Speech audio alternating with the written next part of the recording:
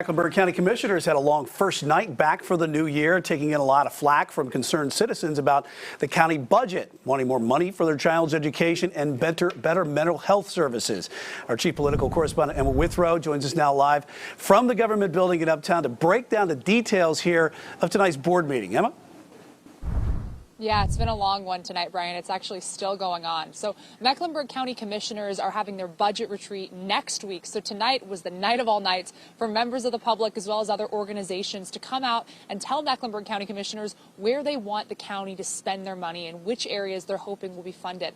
Now, there was a ton of members of the public who showed up tonight. They gave about 2 hours of input, and I'm going to talk to you guys a little bit about what these members were really concerned about when it comes to funding. So many members of the public stressed their concern for funding for CMS, which has really been a point of controversy for the Mecklenburg County Board in the past. We know last year the board didn't fully fund CMS's funding request, and it became a huge dispute between the the Mecklenburg County Board and then CMS's Board of Education.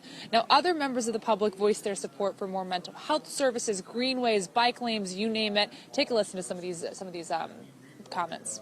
But I sincerely hope that you'll provide significant budget to addressing the tragedy of the unhoused or the underhoused. No one entity can resolve the issue. I mean, it is a national crisis. But I'm simply urging you to step up. Together, we can make the Charlotte region more walkable, bikeable, with greenways, sidewalks, and protected bike lanes. Funding is the rate-limiting factor. As an artist, I have had the opportunity to use a lot of the resources right here in Mecklenburg County, such as learning how to photograph my work properly. Also, as a senior, I was challenged in social media, so I've taken classes at the McCall Center to help me with that.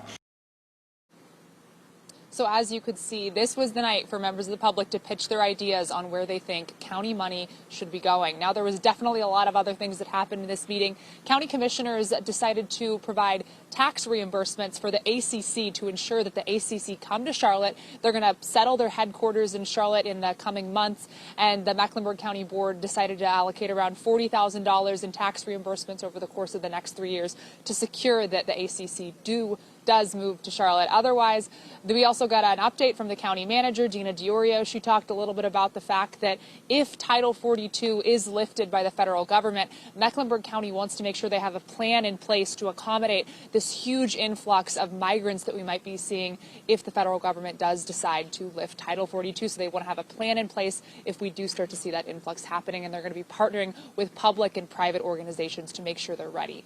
We have lots more to cover, so maybe check out our website, queencitynews.com. Later on tonight, we'll have a full update for you guys on what exactly happened in this long meeting, and we'll update you guys on what comes out of it as they're still going on right now. But for now, reporting live at the Government Center, Emma Withrow, Queen City News.